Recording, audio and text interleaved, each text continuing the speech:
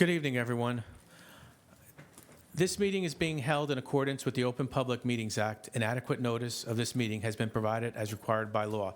Specifically, the revised annual notice was emailed to the West Essex Tribune and Star Ledger on February 28, 2023.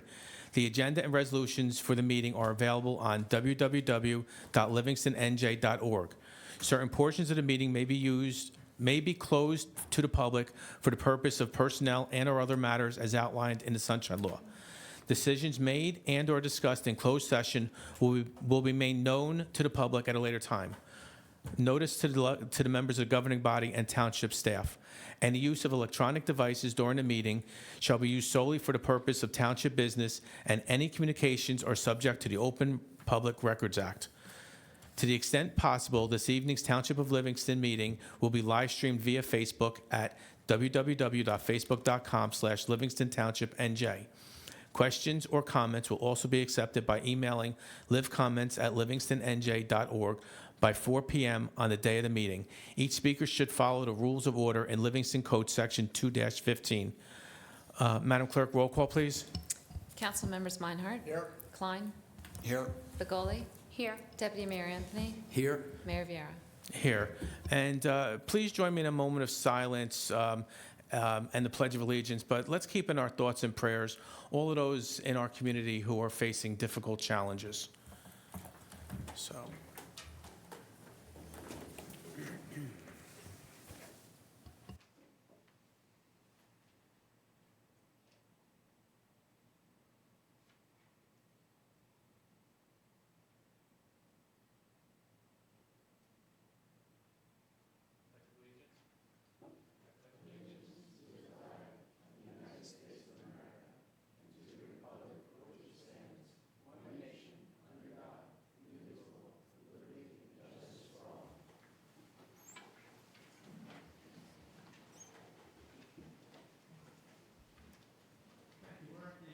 At this point, we're at the Essex County updates. I see Eileen Fishman. Welcome, Eileen. Eileen is the Livingston representative representing Essex County Executive Joseph DiVincenzo and the County of Essex. Good evening. Happy and healthy and sweet new year to all who celebrate, and even those who don't. We welcome you. And greetings from the county exec. We have a lot going on. First, on October 3rd, Tuesday, we have our Senior Wellness Day, which will be held at the Cody Arena. All seniors, it's a free event. All seniors are invited. There's lunch, there's produce given out, and lots of information about what the county has to offer, all the services the county has to offer, and some really good health information. On October 7th, we have our Household Hazardous Waste Day, which is at 99 West Bradford Avenue in Cedar Grove from 8:30 to 4. And we have on Friday, October 20th from 6 to 9, our Gardens Aglow, which is at the Essex County Presby Memorial Iris Gardens on Upper Mountain Avenue in Montclair. On Saturday, October 21st, from 9 to 3 is our Computer and Electronics Recycling Day, also at 99 West Bradford. And then last but not least, there's trick-or-treating at the zoo on October 31st from 4 p.m. to 8 p.m. There are tickets needed, and tickets can be bought at the door. Bring your own goodie bag, bag to collect your goodies. Yes, exactly. Whatever you need. You can bring your pumpkin. I'll bring my bag. Whatever. And that's it for me. Anything Great. you guys need, just let me know. Thank you very much. We'll help as anywhere we can. Thank you, Eileen. So tonight we do have a presentation, and I'm going to ask Councilman Ed Meinhardt to introduce Jody and Andrew Eisner. Yeah, I don't. There's really not much else to say, but we talked a few weeks ago, and we certainly, remember Annie, and just really not much else to say. I just continue to express my condolences to you and your family on Annie's loss, and we're all wearing pink up here tonight. I asked the council tonight to wear pink for everybody's sake. So the mic, it's up to you.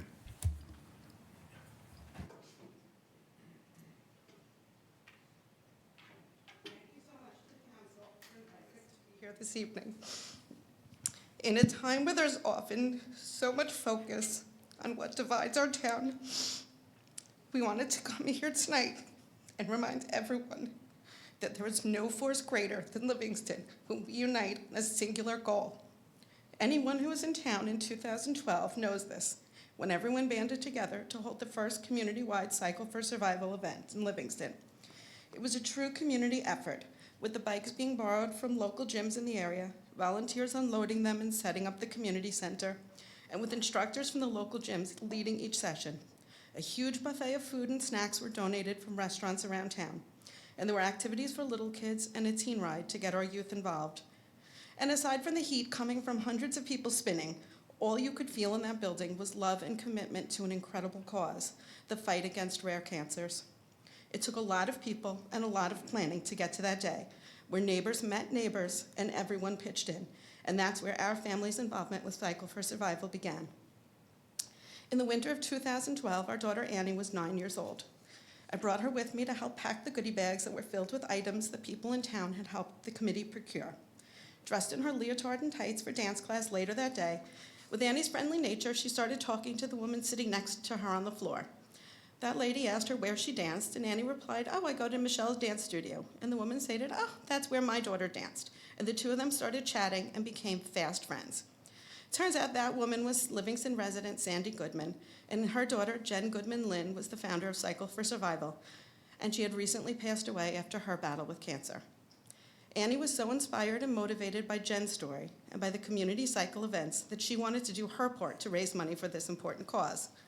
Not old enough to join the ride herself yet, she plans on holding a lemonade stand, but somehow life got in the way and it didn't happen that next spring or fall.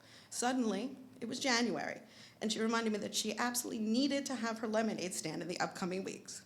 A lot of discussion ensued about how a lemonade stand in the middle of January might not be the biggest seller, so we settled on a hot chocolate stand, and we decided to bake some chocolate chip cookies along with it.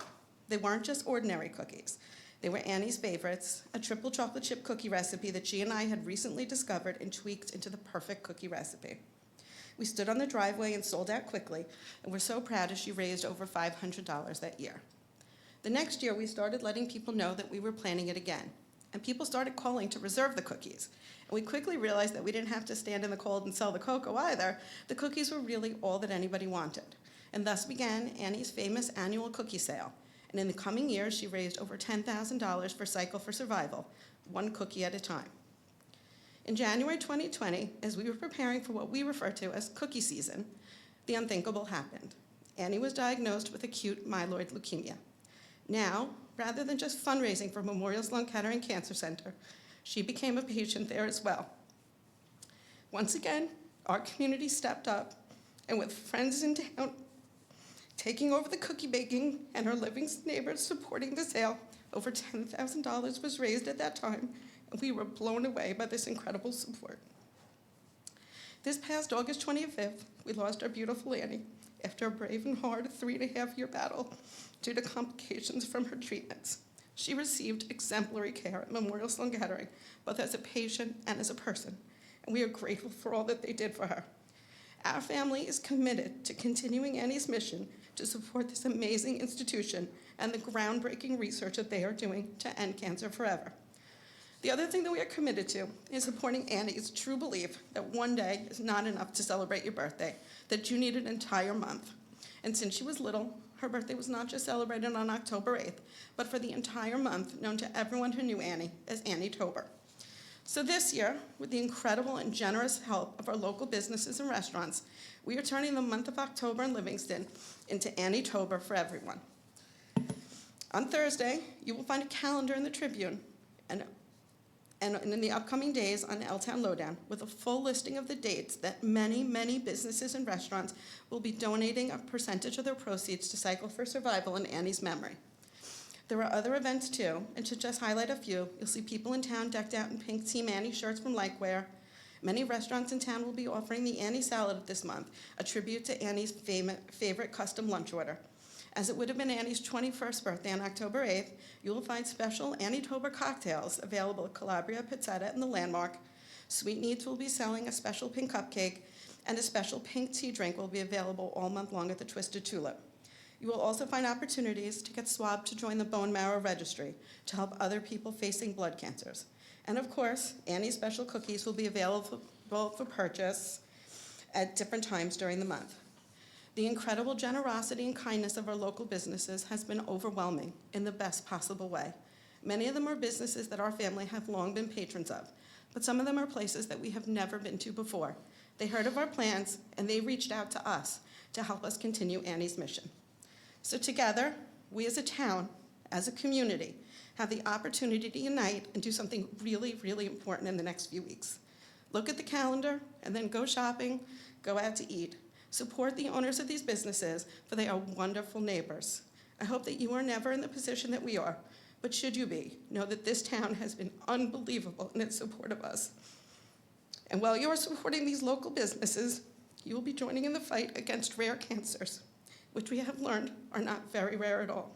I can't imagine there are many of you listening who haven't had cancer touch someone in your lives. One amazing young woman from Livingston, Jen Goodman-Lynn, started Cycle for Survival, and it continues on as her legacy. And now we can all work together to celebrate the legacy of yet another amazing young woman from Livingston, Annie Blair Eisner. Join us in what we are now calling Annie's Army and help us continue her good deeds. Thank you so much for your time, and we look forward to meeting all of you in the coming weeks around town. Thank you.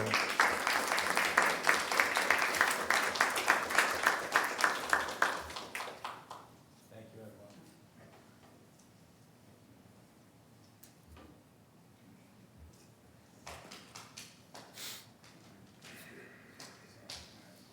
Thank you, everybody. Thank you. No, don't head out for a second. I just want to say a few words. Yeah. And we want to promote this event as well. We want to take a picture so we can promote. We are not supposed to outlive our children. And it's very difficult to offer a mother, a father condolences or any sentiments on the loss of their child. But I can tell you that this council supports, we're asking every resident to come out and support Annie Tober. So not only we can celebrate her life, but we can hopefully raise some funds to help other children who are in need. So I know I stood here, I sat here actually, my words are, I'm getting choked up. Saw how difficult it was for you to stand there and make these statements. So I want the entire town to rally and come out and make this an amazing success. Thank you so much. Thank you. And for us and those that are social media savvy, I think that we could all promote this too. I really do. Yeah, we'll take a picture, but also real quick, just a big thank you to Mike Izzo and the Tribune. They did a great story. Mike's back in the corner back there, so he did a great story last week, and so Mike, thank you very much.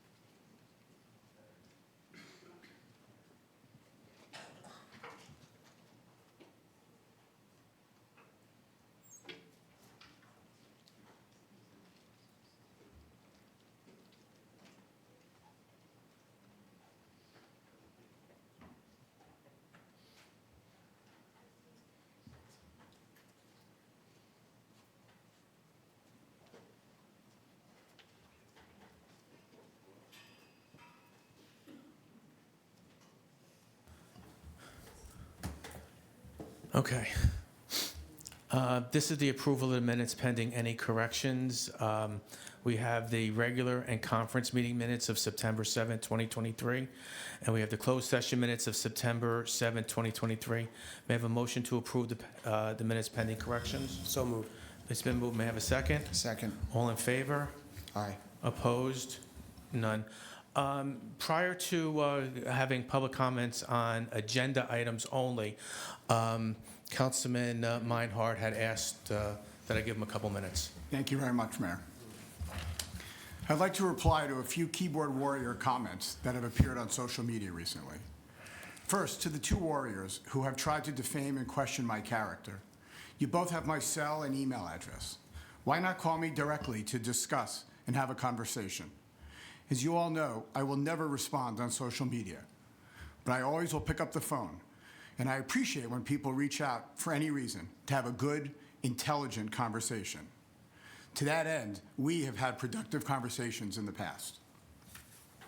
When I was informed that the New Jersey state budget passed, with funds included for the turf field for the Brendan Tevlin Fields, the very first thing I did was to call a member of the Tevlin family and inform them of what was happening.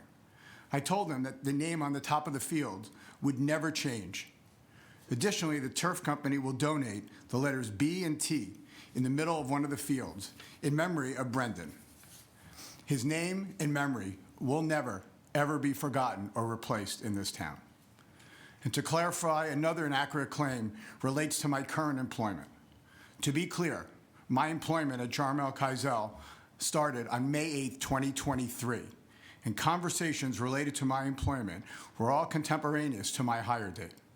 As to a conflict with the YMCA project, Jarmel Keisel was awarded the architectural project for the YMCA in Livingston on or around June 2021, nearly 2 full years before my hire date. So I did not have a conflict at any time with Jarmel Keisel was engaged by the YMCA in 2021. However, and although I do not believe this is a conflict, I want to avoid any appearance of a conflict, and upon advice of counsel, I will be recusing myself from any votes concerning the sale of the YMCA in any way going forward. Thank you. Thank you, Mayor. Thank you, Councilmember. Before we open the public comments on agenda items only, right after our conference meeting, we went into a closed session because we had some time. Mr. Cantor and Mr. Lewis, do you want to have anything to add what we spoke about? Good evening, Mayor. We discussed some open litigation matters, including the Michelle Mead matter, the Kevin Mullaney matter. We also discussed our open fair share housing litigation. Thank you. And as of right now, we are complete with executive session unless something comes up urgent during this meeting, correct? Yes, Mayor. Thank you. May I have a motion to open the public portion on any agenda items only? It's been moved. May I have a second? All in favor? Opposed? So for the residents' information, ordinance number 31-2023 and ordinance 33-2023, both for introduction, are being pulled tonight from this evening's agenda, as well as resolution 23-224 and resolution 23-221. They are being pulled from the agenda tonight.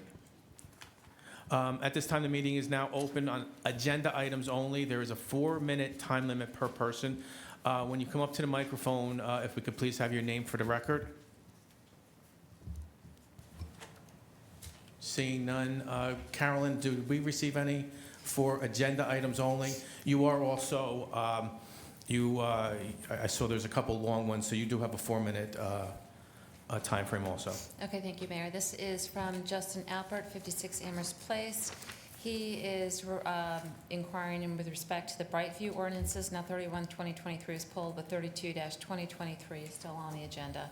He says, we really need to put these on hold for further due diligence. Note that, once again, we have failed to publish Exhibit C, fiscal plan and estimated annual gross revenues, which is what public needs to see to determine that a fraud is taking place. Well worth placing Exhibit C attached to this email from an Oprah request up on the monitor so that folks can see that 100% of revenues flow towards taxes. We are not getting the whole picture. Who is putting up millions of dollars expecting zero return? This is fraud. Don't even pass the smell test. The real property holding company is a front for the clearly affiliated operating company. We should be using smart tax policy to stop the operating company from bleeding residents of this Livingston community dry. We never had the chance to properly voir dire this Brightview outfit and ask fundamental questions about their financing and projections. Think about how important these public engagements are, Mr. Mayor. For example, when we meet with the developer of the Bottle King project last week, it came to light how we were permitting a gross concentration of rental wealth in the community by just one family enterprise, which undermines any responsible sense of market-determined rates. We would never have discovered that without the deeper public discourse so wisely afforded by this council. In the instant case with respect to the YMCA property, we should want to understand, does this community even need another adult long-term care facility? And what happens to the cash flows associated with the plethora of adult long-term care facilities that have been erected in the community over the past 18 years? What are the Brightview wage projections? What intellectual property licensing fees are associated with the Brightview brand? Humans have been caring for their elders since the beginning of civilization. Why has the private equity-based model come to dominate the industry? How much do they rely on Medicare funding? What will be the cost of Livingston residents who wish to use the facility or place their parents in this facility? Perhaps we could do better with a local public model and create a hard systemic check on this broken Maryland-based scheme. Speaking of the YMCA property, Mr. Mayor, note that the YMCA architectural plans came out online last week. Can we please have a public meeting between our community swimming pool architects and the YMCA architects to develop a common sense with respect to the needs of the community for all of the swimming pools that we are developing? Through that kind of rich in-person public engagement, we may be able to save the YMCA real property title from flowing out of the community in perpetuity to a shady Maryland LLC as we develop a master recreation facility plan that makes a broad common sense to a healthy, growing Livingston community. Thank you for your consideration, Mr. Mayor. There's obviously a lot more due diligence that needs to be done here before we so blindly sail out of our community's long-term interests. Thanks for the truly visionary leadership going forward. Justin Albert. Thank you. Is there any other comments? Thank you. Seeing no more comments, may I have a motion to close the public portion on agenda items only? It's been moved, it's been seconded. All in favor? Yes. Opposed? Thank you. Tonight, there are no ordinances for second reading. However, we do have a ordinance to introduce. And as I had mentioned, we are pulling 31-2023 and 33-2023 for introduction. Madam Clerk, can you please read ordinance number 32-2023 by title? Yes, Mayor. This is ordinance 32-2023, authorizing the township to enter into a purchase and sale agreement with Brightview Senior Living Development, LLC, providing for the acquisition of a portion of the property identified in the township tax records as Block 3100, Lot 55. Okay. May I have a motion to approve ordinance number 32-2023 for introduction and fix a date for the second reading and public hearing? Councilman Anthony, are you? So, Councilman, Deputy Mayor Anthony, you're recusing yourself on this one? Yes, yes. Okay, Because of a recent relationship with the applicant's law firm. okay. So may I have a mover and a second? I'll move. I'll second. All in favor? Mayor, you need a roll call. Excuse me? You need a roll call, Mayor. Okay, I'm sorry. Carolyn, roll call? Councilmember Meinhardt's recused. Councilmember Klein. Yes. Councilmember Begoli. Yes. Deputy Mayor Anthony is recused. Mayor Vieira. Yes. And Carolyn, the date? Sorry, Mayor. Yes, the date will be October 16th for the public hearing. Thank you. So October 16th. Okay. At this time, we are on the consent agenda. All matters listed with an asterisk are considered to be routine and non-controversial by the council and will be approved by one motion. There will be no separate discussions of these items unless a member of the governing body so requests, in which case the item will be removed from the consent agenda and considered in its normal sequence on the agenda as part of general orders. For the public's information, again, resolution number 23- 224 and Resolution 23-221 have been pulled from tonight's agenda. Madam Clerk, can you please read all the resolutions on the consent agenda by title and resolution number? Mayor, did you remove 220? Let her read it first, and then I'll ask you, Deputy Mayor. Resolution 23-211, insertion of any special item of revenue in the budget at Chapter 159 NJDEP Clean Communities Program. Resolution 23-212, insertion of any special item of revenue in the Chapter 159 budget, click it or ticket. Resolution 23-213, insertion of any special item of revenue in the budget, Chapter 159, National Opioid Settlement Fund. Resolution 23-214, insertion of any special item of revenue in the budget, Chapter 159, Spotted Lanternfly Program. Resolution 23-215, insertion of any special item of revenue in the budget, Chapter 159, Stormwater Assistance Grant. Resolution 23-216, authorizing the award of a contract to Suburban Consulting Engineers, Inc. Resolution 23-217, authorizing the award of a contract to Community Grants Planning and Housing, LLC. Resolution 23-218, authorizing the award of a contract to Agra Environmental Service, Inc. Resolution 23-219, authorizing purchases under Morris County Cooperative Pricing System. Resolution 23-220, confirming commitment to relocate and reconstruct skate park.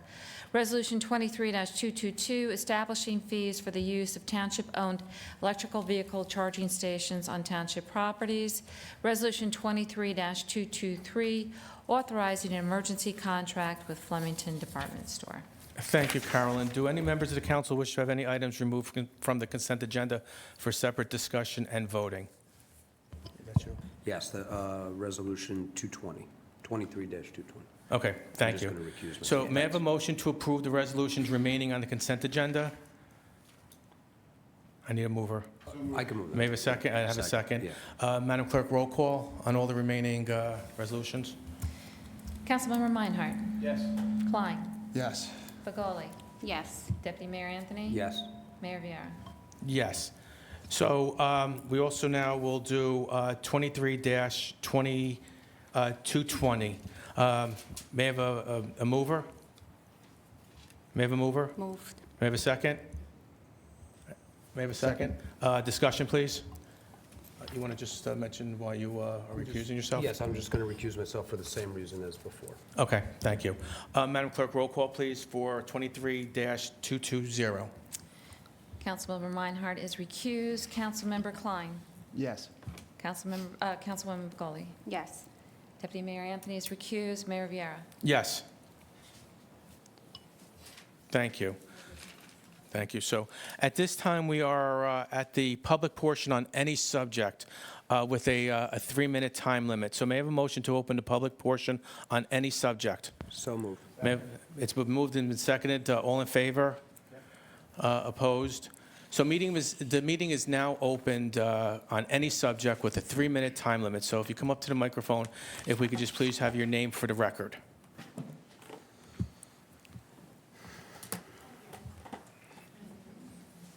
Sarah Goldstein, 12 Audubon Road. Nice to see you. Again, I am commenting on the redevelopment plan for 45 South Livingston Avenue. I'm also here tonight to urge you to consider alternative ideas for the redevelopment plan. And perhaps there are some more creative ways to think about the situation. And I would also like to comment on the meeting from last Monday. What I heard from the developer last Monday, September 18th, was a lot of brazen arrogance about he essentially could do whatever he wanted to do in terms of changing the town with his development. The developer was provided with a list from our neighborhood of ideas to improve the plans, and this resulted in literally almost no compromise from him. He was not even willing to maintain all of the trees. Even if you vote the idea down, what he said essentially is that he plans to just go ahead and use the misemployed Mount Laurel doctrine to frame a lawsuit to develop the land with his social and financial privilege, and that there was nothing anybody could do to stop him or some other developer from doing the same. This is a summary, but I hope that all of you noted the lack of care and concern for the town or for the neighbors in his sentiment. I'm urging you not to be guided by fear here. Please try to think creatively to see if there is a way around this. First, a vote of no does not guarantee that the town will be sued. He is only threatening this lawsuit. The people of the town of Livingston would like you to make decisions based on what is in the best interest of the town, not based on fear. Second, even if the town is sued, due to the numerous environmental and safety concerns mentioned for the site, it is possible the town will win. Based on the turnout last Monday, the 18th, I certainly hope that you will listen to the people of the town of Livingston and stand up for what is right. Perhaps there are even more creative ways the town council can help support the will of the people, since the builder seems unwilling to change his plan even a little. Is the seller willing to sell the land? Can the town use grant funds to purchase the land, maybe build a school or other community building, just leave it as open green space? Alternatively, perhaps the builder, with his stated concern for the developmentally disabled community, might donate at least part of the land for an all-access playground or inclusive arts center. Another strategy might be to veto any initial approvals of this project based on the presentation of erroneous and misleading data in support of the project, like the flawed, non-peer-reviewed study that was conducted by Rutgers faculty, who, by the way, are also big developers themselves and obviously had a conflict of interest, by which academic standards is considered unethical. Also, can we have an actual school-based research project and an actual peer-reviewed traffic study? There's a lot of new developments that are in the process of getting approved around town. I heard the number of about 1,000. That is 1,000 new apartments. That's a lot. This particular development, though, in this particular location, with its unprecedented height and density, will have an amplified impact for the character, infrastructure, safety, and traffic of our town. Please do the right thing. Do not prioritize greed and profit of a few people over the well-being and prosperity of the entire town. We heard a lot from that developer on September 18th. We're waiting to see what Thank you all think and what you plan to do to support our town and the people of our town. Thank you, Sarah. Is there anybody else who would like to give comments, make comments?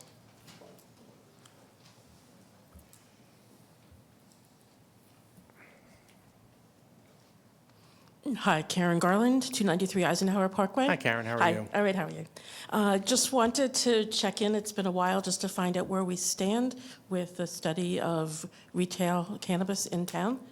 So Councilwoman Bagoli had asked our town manager just this evening at the conference meeting. So Barry? Yeah, the committee, I'm waiting on input from the other two members of the committee. We should have a report to the council for discussion at the next meeting. And what's the status on the ordinance for the draft ordinance we had for the other 5 licenses that had been approved in March?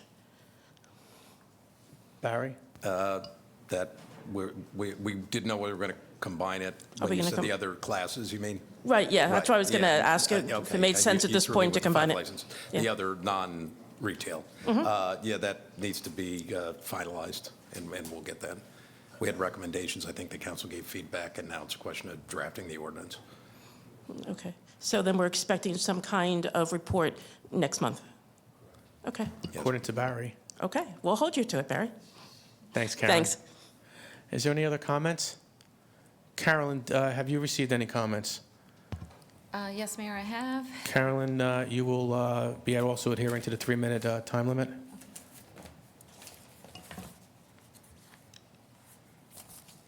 The first comment comes from Liz Souza.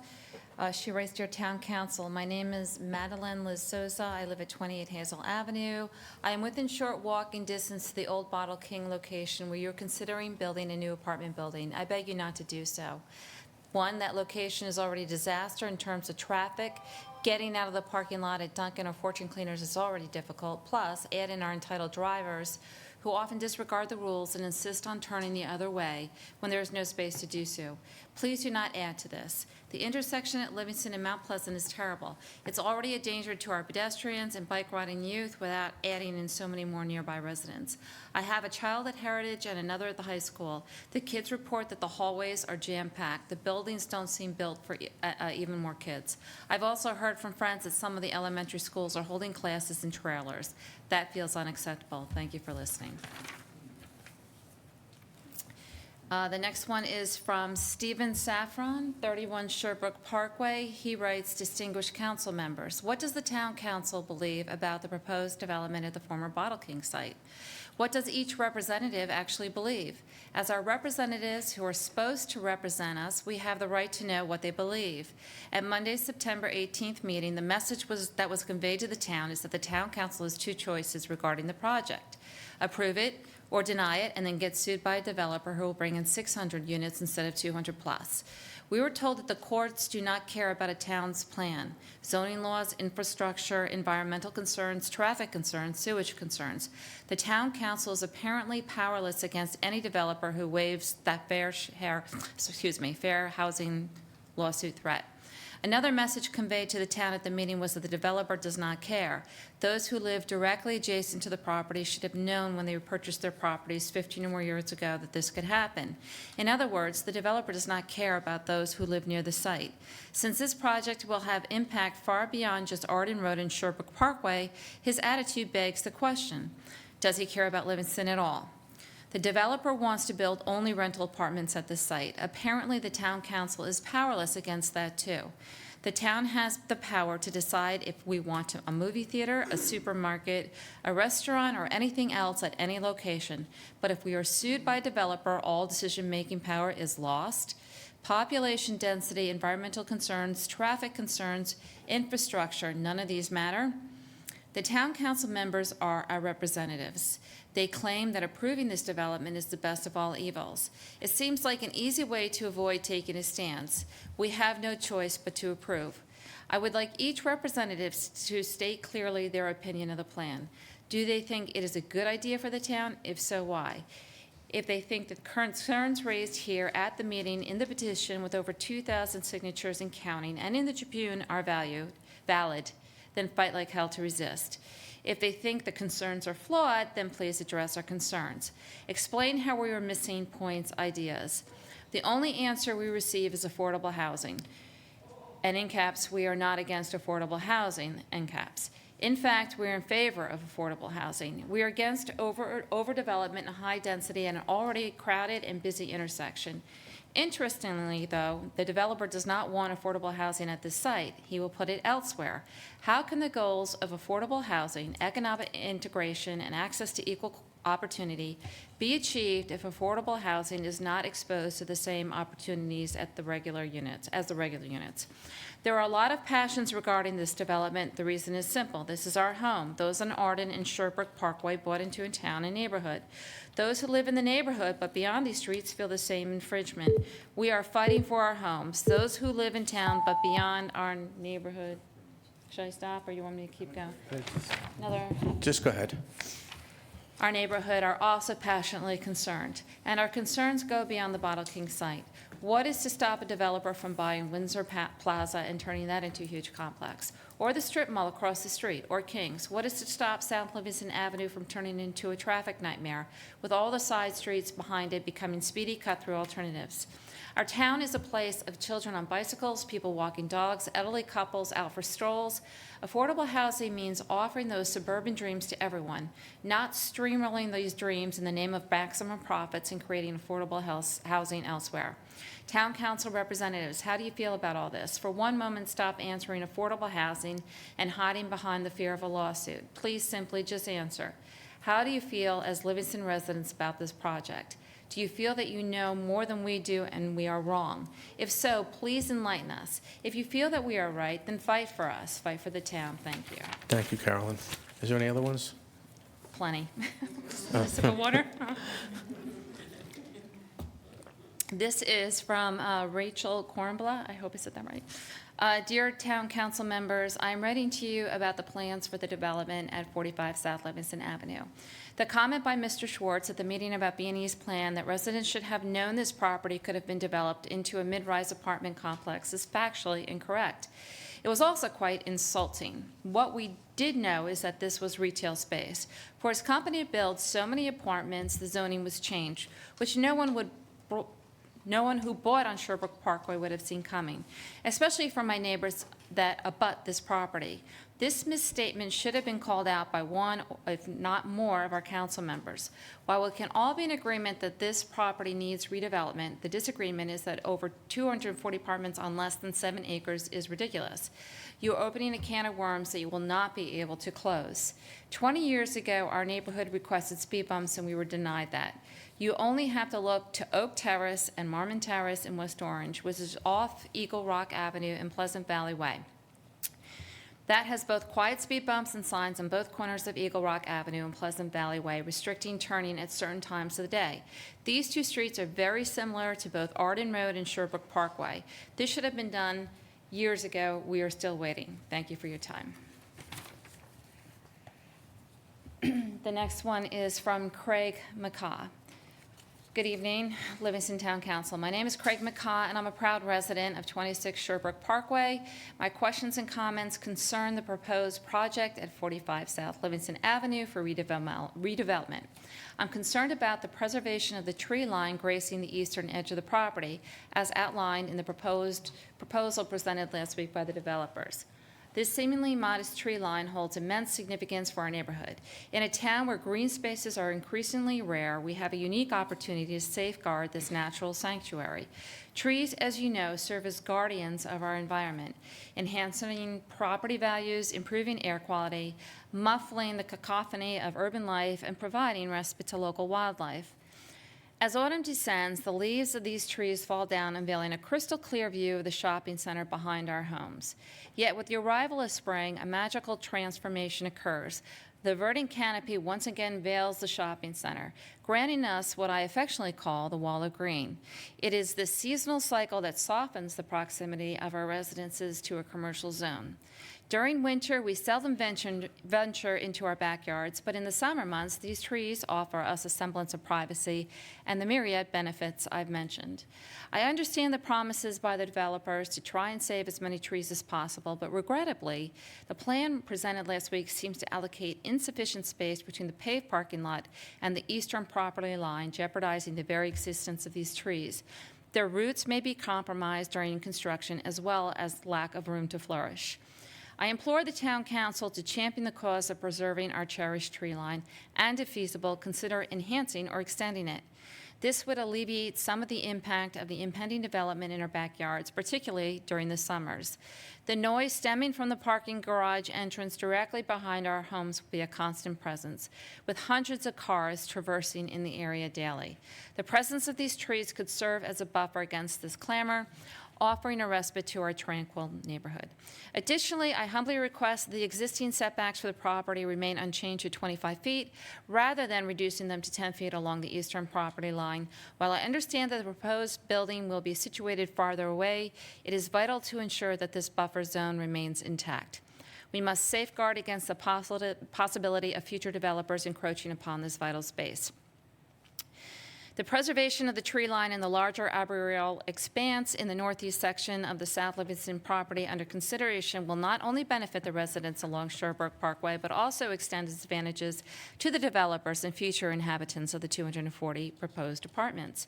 I've heard that the Town Council may feel limited in its ability to influence negotiation, citing the developer's ownership rights. However, in this instance, we have an opportunity for a win-win scenario. The developer is eager to advance this project without contention, and we can achieve harmony by preserving this invaluable natural resource. And then he just says thank you. Okay. Is there any other ones? Yes. This is a comment on Broadland Drive. It's from Mr. Tucker on Shadow Lawn Drive, asking, can you please provide an update on the Broadland Drive issue? Has any progress been made? Yeah, we talked about that in conference session. Barry is going to talk to the engineer, and we will try and To see get where they're at in terms of getting a proposal from the outside. Yeah, we're looking for a consultant. proposal for an engineering firm to come out and look at that. So it is on the conference agenda for next October 16th. Any other ones, Carolyn? Yes, this is the last one. It's from Maura Mullaney. She says, good afternoon. I request that the below statement be read by the town clerk during tonight's 9:26 town council meeting. I appreciate your help. Hi all, my name is Maura Mullaney and my address is 337 Hillside Avenue. I want to take this opportunity to thank the Livingston community for their endless support and efforts to reach out during this difficult time for my family. I also want to take this opportunity to once again ask the council for a response pertaining to my incident of sexual harassment at the hands of a Livingston police sergeant. After my appearance at the council meeting on September 7th and the despicable victim shaming by the township manager in the Tribune, I deserve a response as to how the council is handling this matter. It is also crucial to note that the current response of the town makes the situation all the more troubling, mainly due to the blatant deflection of the issue. Rather than focusing on how the sergeant is going to be held accountable for his actions, the township's response actually appears to justify his actions. The Tribune article not only indicates that the officer doctored the photo, but it makes the point that it was a clearly doctored photo, and it was only intended to be seen by my brother. My response, who cares? Does this lessen the crime? Does the fact that the photo was just sent to my brother make it okay? The question still remains, when will the township and its officials stop defending these acts of corruption in the police department and will actually take action against the offender? Thank you, Carolyn. The only thing I want to say is we take all allegations very seriously, especially ones which accuse of sexual harassment. No individual should ever be sexually harassed.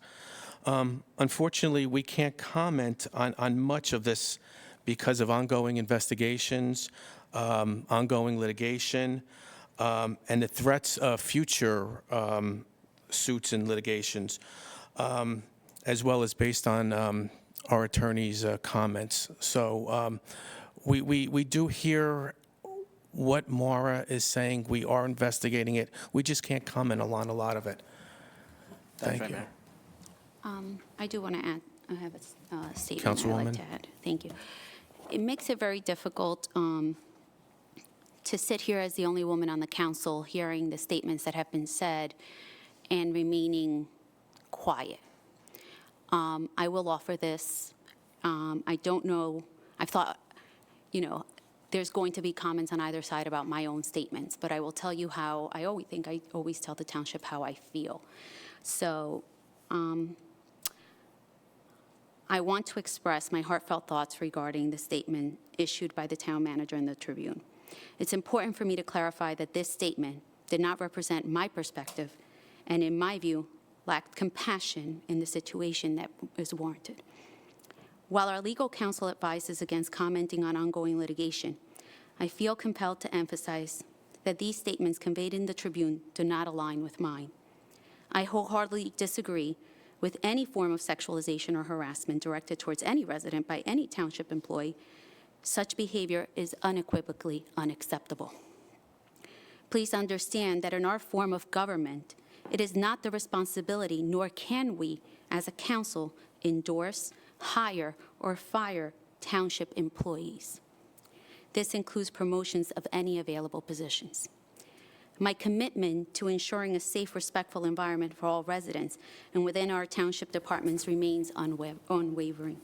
This commitment includes due diligence and allowing the established processes to take their course. However, this also includes allowing the investigations to take place, allowing us to move forward, and that those who are being accused also be afforded their due process rights. On these rainy days that we've had these past couple of days, it is also difficult for me to sit and not say our police department as a whole, let's not forget how much they do for us, the residents, on every single day. Let's not forget how some of our officers almost lost their lives saving ours when we had those amazing floods 2 years ago. So I can't sit here and say, oh, this police department, because every day they're out and they're protecting us.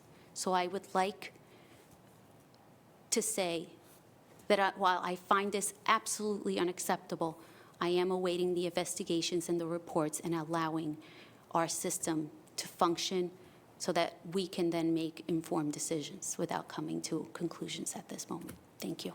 Thank you, Councilwoman. May I have a motion to close the public portion on any subject? It's been moved. May I have a second? All in favor? Opposed? At this time on the agenda, we're at the reports of township officials and professionals. Again, of course, I want to thank Andy Munns for our AV and recording support for this evening's meeting. Thank you very much, Andy. What a difference you have made. Township Manager Barry Lewis, anything? Nothing tonight, Mayor. Deputy Township Manager Russ Jones, anything? Thank you, Mayor. Nothing for tonight. Assistant Town Manager Adam Lerner, anything? Our CFO, Ann Cucci, is not with us tonight. Our Township Clerk, Carolyn Mizuko, anything? Nothing here either, Mayor. You Thank sure? You had a lot to say I know, before. I'm done. Thank you, Carolyn, and thank you for everything that you do. You keep us really well taken care of, so thank you very much. Our Township Attorney, Jared Camp, did you have anything? Good evening, Mayor. Nothing for tonight. Thank you. Thank you. Council comments. Councilman Ed Meinhardt, do you have anything? Just two things. First of all, I want to thank, I know they left, but I want to thank the Eisners for coming again this Yes. evening. That was a very difficult speech that Jody had to make, and whatever this town can do to help support them, as Councilwoman Begoli had said after that, we need to do whatever we can do. Come out in October, support all the events that are being run. Coincidentally, my birthday is actually October 9th, which is the day after, so I will be donating whatever my birthday proceeds are to this fund as well, because it's just that important, so I appreciate them for coming. I also want to take a minute to thank the Livingston Police Department, who kept all the synagogues safe this past 10, 12 days during the high holidays. A lot of them worked extra, a lot of them worked at their own time to keep all the synagogues. They keep all the houses of worship safe every day, but I know they spent a lot of extra time over the last 10, 12 days keeping the synagogue safe, and I just want to thank Chief Marschutz and everybody for making that extra effort. Thank you, Councilman. Councilmember Sean Klein, anything? Yeah. Your microphone. Yeah. So I wanted to say Happy New Year to all those who are celebrating. And I want to congratulate Pat Siebold, who had the Island Giants exhibit at Turtleback Zoo, named after her in recognition of her many, many decades of public service. So that was a nice honor. I wanted to comment, we all heard the heartbreaking story from Jody and Andrew Eisner tonight. And I hope we will all go out and help them celebrate Annie Tober and celebrate their daughter. As they said, rare cancers seem to be too many places to be rare. And we were also reminded of that at another great event a couple weeks ago at one of the LHS football games where the Trailblazers have their annual benefit, which is organized by Josh and Galit Kessler to honor their son Jake. So that's another great organization with a similar goal. And, you hear these stories just too often. I also wanted to comment on the statement that was put into the Tribune. I would say this: I do have faith in the Livingston Police Department to do the right thing, and I thank the Livingston Police Department for all the work they do. There was a bomb scare in a synagogue, in this last week, and our police, even though it was in the adjacent town, came out right away and made sure we were all protected, and they do that every day, and I will always be grateful for that. We have been advised by our legal counsel not to discuss matters under investigation, but we all hope and expect that the appropriate investigation will be concluded and that if wrongdoing is noted, it will be dealt with appropriately. We all have faith that that will happen. That said, I feel that the previous statement that was printed in the paper was not the tone that I would have liked to have seen in that statement. It was full of legalese, and it lacked the compassion that I would, and I know that this entire council would feel for any person coming in front of us who states they feel violated. And it was not the type of statement that I had wished would have appeared in the paper. Thanks, Mayor. Thank you. Councilwoman Begoli? I'd just like to mention that it is Hispanic Heritage Month, and the township is holding on October 7th at the gazebo on the Oval from 1 to 4 p.m. There is an event that has been planned in conjunction with the LCDI, Latina Moms of Livingston, but mostly so by a high school senior by the name of Jessica Aldana. She has really taken on this project. It is a passion project of hers to bring this to Livingston and put this festival together, and I just am amazed by her and everything that she is doing to bring this event to life. She obviously has my full support, and I hope to see the residents, our first ever Hispanic Heritage Month celebration on the Oval on October 7th. And a Shana Tova to everyone who Thank you. celebrates. Thank you, Councilwoman. Deputy Mayor Al Anthony? Yeah, just briefly, I just want to thank Jody and Andrew for coming out here tonight. That took a lot. I can't imagine what they're going through, what they've gone through, and I know that the whole council, including myself, fully support the cause that they're trying to make something good out of this whole situation. I think everything else was kind of covered about. We can't comment on some certain things, so thanks. Thank you, Deputy Mayor. And I had mentioned the investigation, and it is under investigation, and I know people are upset, but the only thing that I can ask is, please don't take it out on all the other police officers. I know you're mad. I know you're upset. But, we have a lot of good men and women in our police department working, risking their lives to protect us. And all I'm asking is, I understand that you're upset and you're angry. Just please don't take it out on any of our public servants. They're here for you, and they're putting their lives at risk.